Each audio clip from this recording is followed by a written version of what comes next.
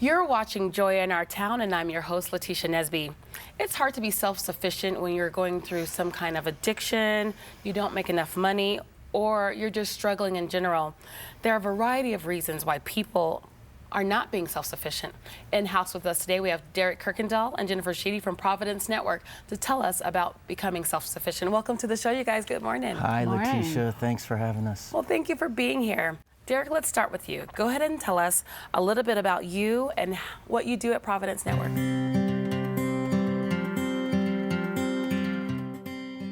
We started in 1988 when a handful of mission-minded men decided they wanted to get involved in the inner city, and they befriended a pastor, Andy Cannon, and said, "What do you need in the city?" And he said, "A home." And it wasn't long before we had our first home. I'm Derek Kirkendall, the Executive Director of Providence Network, and we have been around for 25 years. We are celebrating 25 years of transforming lives from the inside out.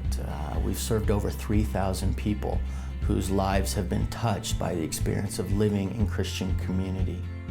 I am a third-generation Coloradan. I live with my wife and 4 girls in the heart of the city. And I love what I do, which is to be the Executive Director of Providence Network. Jennifer, tell us a little bit about yourself and how you came to Providence Network. Well, it was about 6 years ago. I was about 30 years old and had always had a heart for people who struggled, had a heart for people who were in prison or kids coming out of detention centers. I'd worked in that sort of work, and then stumbled honestly upon Providence Network. That was God doing the leading, of course, and found myself falling in love quite literally with this ministry, and I am currently the director of Providence House. Welcome, an invitation that expresses acceptance and hospitality. We use it often, usually when we're inviting a friend or family member into our home. But how much more compelling is it when we welcome a stranger? For over 27 years, Providence Network has been welcoming homeless strangers. As Matthew 25 says, "I was hungry and you gave me something to eat. I was a stranger and you invited me in. I needed clothes and you clothed me. I was sick and you looked after me." At Providence House and Joy House, our first step homes, we begin by providing a person's most basic needs: safety, security, a home, meals, comfort. The stranger that came to our door becomes a member of our family. Our 24/7 live-in staff members offer a real-life model for healthy, safe, loving relationships. As case managers, they focus on life skills training, career development, and spiritual nurturing. Counselors provide one-on-one and group counseling to meet individual needs of our adults and their children. Our homes are filled with men, women, and children who have lived through traumatic experiences and lifetimes filled with abuse and neglect. Healing takes time, but in the safety of our homes, they welcome the freedom that healthy relationships offer. We love celebrating residents and their milestones, and after 18 to 24 months in our first step homes, we're so excited to see them graduate. Truly, there are no words to describe it. They now have the opportunity to continue in their recovery in a safe, substance-free apartment community. Our next step homes, Victory House and Clausen House. Friendships continue as staff and fellow residents are available for accountability and encouragement. Here they raise their families in a healthy community, create traditions, pursue unique gifts, pray together, and support one another. The King will reply, "I tell you the truth. Whatever you did for one of the least of these, you did for me." Welcome home. Well, tell us, why is it so important for transitional housing, and tell us about the umbrella of Providence Network and the different houses that you have. So in the homelessness provider sector, there's kind of 3 major steps. There's emergency shelter, which is like the Union Gospel Missions. Come in out of the cold, sleep on a cot, have a warm meal, like real emergency need Kind of type like Denver stuff. Rescue Mission? Exactly. Okay. And then the next rung in service providers is transitional housing, and the idea there is it's usually 6 to 24 months staying in a home that has services wrapped around it. And then the last rung would be permanent affordable housing, which is once people have kind of gotten back on their feet, they have a job and they're staying sober, they have a chance to live in an apartment building that the rents are a little bit lower so that they can afford them. And so what we provide at Providence Network are that second and third rung on the ladder. The transitional program is, in our case, 2 years where you come in and you really get a holistic array of services. And then once you graduate from that level, you can move into one of our apartments longer term. That's an amazing ministry. Jennifer, tell us, what would cause someone to need transitional housing? It's a great question. Generally speaking, the term brokenness is what always comes to mind. Brokenness comes in many forms. Addiction would be one example. Providence House focuses a lot on. I was drinking about half a gallon of vodka a day, and living in and out of motels. At one point, I lived in the woods for 6 months, and it's a very isolating disease. And I would say I talk to my parents once or twice a year during the peak of my addiction, and that breaks my heart. I finally hit rock bottom when I woke up one morning and I'm in a motel. The heat's been off. It's the middle of winter. I have a broken foot. I have bruises from head to toe. It was absolutely hopeless. The only way out was either suicide or drinking myself or using to death. There was no way to hide anymore that I had a problem. So I decided to scrape up the change to walk the block and a half to the payphone. I called my parents, and they got the call they'd always been praying for, that I wanted to get some help. Many times as a civilian driving around the city, you see people on the side and you see signs and I need housing, I need help, I need shelter. And a lot of times you think, what got you to this point? Right. You did this to yourself. But you don't really think about the trauma that someone has incurred that brought them to that point. So as you talk about the second and third rung of Providence Network, Derek, tell us about that transitional housing piece. With the lack of affordable housing in Denver, why is it tough to make it? Yeah, we're at an unprecedented time in Denver and in the Front Range right now. I read recently that last year over 100,000 people moved to Colorado, and most of those 100,000 moved to Colorado. Moved into Colorado, and the most of them that was in the Denver metro area. And so it's kind of a law of supply and demand. There's a huge demand for housing, therefore the price of rents goes up, and the population that really carries the burden of that is the poor and the marginalized. And so those that are vulnerable are really suffering during this housing crisis right now in the city. And so there are many layers to homelessness, but it really does begin with the cost of just renting a place. Just being able to afford a place to live. Exactly. So as we talk about the different houses, can you tell us the demographic for each of your homes? So Providence Network owns and operates 5 properties in the city. And 3 of those are the transitional program, this idea of come in for 2 years, get back on your feet, and then move on into a more permanent situation. And we own then 2 apartment buildings where people can go and do that. So one of our transitional programs is called the Providence House, which Jennifer here is the director of, right? The director of, and that specializes in single men and single women who are overcoming substance abuse, substance addiction, and who have become homeless as a result.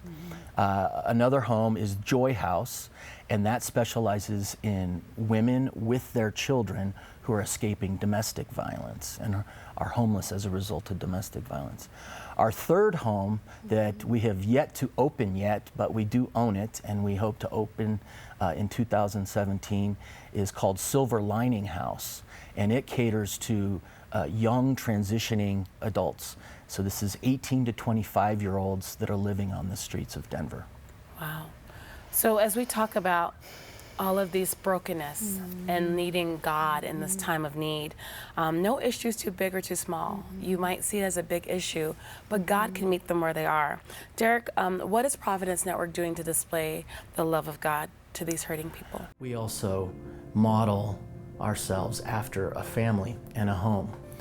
For a resident to come home at the end of the day, having a hard day at work, and to enter in and smell dinner cooking on the kitchen stove, and to have people come around them, put their arm around their shoulder and say, "How was your day? How you doing?"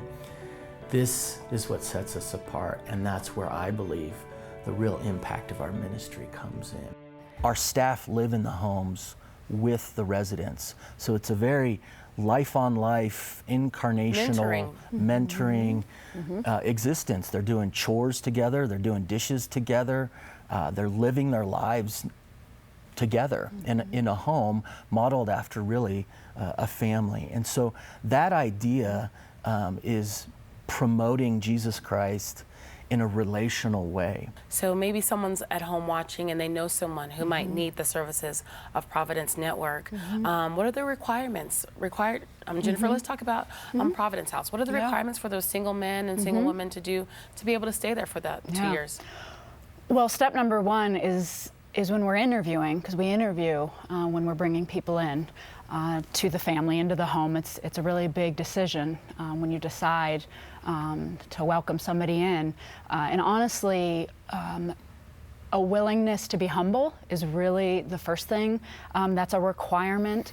A willingness, we say humility is teachability, and a willingness to let people into your life, a willingness to say, hey, I'm not designed to do this on my own. Jesus did not design us as human beings to figure everything out and to get whole and to get well and to get self-sufficient all on our own. So it's really, that's, I would say, the first requirement. And then from there, it's weekly meetings is a huge part. They meet every week with an accountability mentor. So for instance, I have ladies that I meet with. Each staff has residents they're assigned to walk with them through the whole 2 years, coaching, cheerleading, challenging. So that's a huge piece of it, the one-on-one counseling that we do. Then we have group meetings, we have group counseling. We have a house meeting every Tuesday night. It's my favorite night of the week. It's when the whole house with all the staff gets together and we celebrate sobriety birthdays, we share good news, we share bad news, we pray for each other, we worship. So you're just loving them through the process? Yes, yes. You're loving them through the process. Yeah, Tell us about a victory story. A victory story. Ooh, how many there are. I'm Tiffany Middleton. 16 or 17 years of addiction brought me to Prov.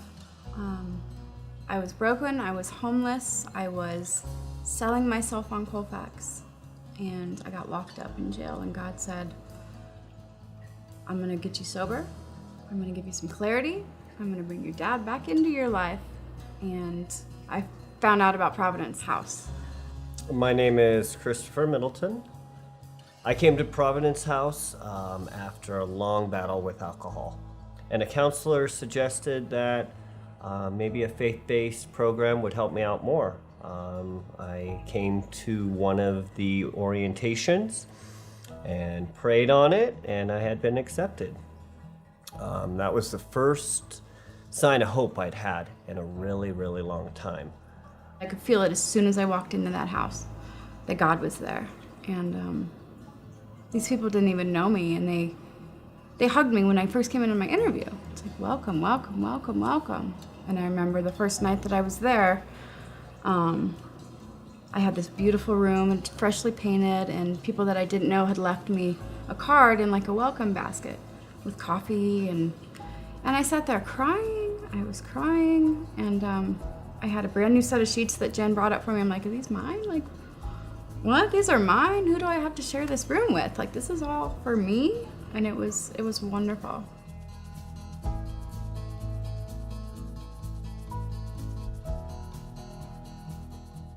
Just kind of share with the viewers how they can get in touch with Providence Network, or if they know of a candidate that would be great for Providence Network. Tell us how we can do that. Well, probably the simplest way is our website, providencenetwork.org. There's a lot of information there about how to further get involved with us, to get a hold of us. All of our homes are usually packed out, and so when openings come up, the way we advertise that is to put it on our call-in line. Weekly, we update that to say we have an opening, and here's a time where you could come and interview. Awesome. Jennifer and Derek, thank you for joining us. What amazing ministry that you're doing at Providence Network. Thank you. And thank you for joining us. I'm your host, Letitia Nesby. Be blessed and have a great day. You're watching Joy in Our Town. I'm your host, Letitia Nesby. Many homeless people find it difficult to find and maintain a job. In studio today with us is David Warren. He is the Executive Director of Open Door Ministries. David, welcome to the show. Oh, it's great to be with you. Thank you.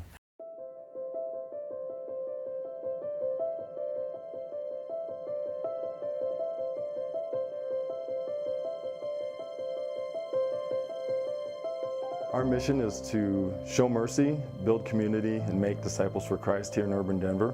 We do housing, we work with children and youth, we do outreach, and we do employment. And over the last couple of years, one of our big focuses has been employment. We started a print shop employing homeless people, but then we also started a 5-week job readiness training program called Open Door to Success. Let's talk about Open Door Ministries in the facet where you're the strongest. We're helping homeless people find jobs. Let's talk about that. So how is helping people find long-term sustainable employment a factor in getting people out of homelessness? Well, a lot of homeless people do work. Some people maybe don't realize that homeless people work, but oftentimes they're in like day labor or temporary jobs, the kind of jobs that really don't get you out of homelessness. They just kind of keep you in that cycle. And so our goal is to help them find long-term sustainable jobs that are going to help them move to that next level. And you know, there's just the practical aspect of when you have a regular paycheck, then you can start working on, you know, paying that rent bill, your medical bills, your electricity. And so when you get that long-term job, it reinforces a new sense of purpose that you have in yourself, a new sense of hope. And so that helps them get off the streets as well. The demographic of homelessness is probably even larger than we even see, because really to the person driving on the street, it's the person standing there with the sign, but that may not be the case. Right. It's the couch surfer, it's the people who are doing the day labor, things like that. Right. So what challenges do the homelessness face when looking for a job? Well, that's a huge question because there are so many challenges, as you can imagine. First of all, there's, you know, especially for the person that's literally living on the street, there's some significant barriers just right off the bat with hygiene, cleanliness, clothing. You know, if you need to go for an interview and you've been wearing the same clothes for a week, are you going to want to go and do an interview in those clothes? You know, probably not. Or just, and then some of the other things that, you know, we would think about would be addictions. You know, if you're, you know, struggling with alcoholism or drug addiction, that's going to be a barrier for getting into a job or into an interview even. Then a mental illness. There is a lot of mental illness with the homeless, and this ranges from a lot of different types of mental illness. Right. It's not always what we think of. Just could be depression, could be anxiety, or those kind of things that are kind of hidden behind the scenes, but they're very real in people's lives, and they keep them from going to get that job. And then another big barrier is legal issues, felonies. You know, somebody has a felony, they have to go, they have to check that box that says I'm a felony, or there's a background check.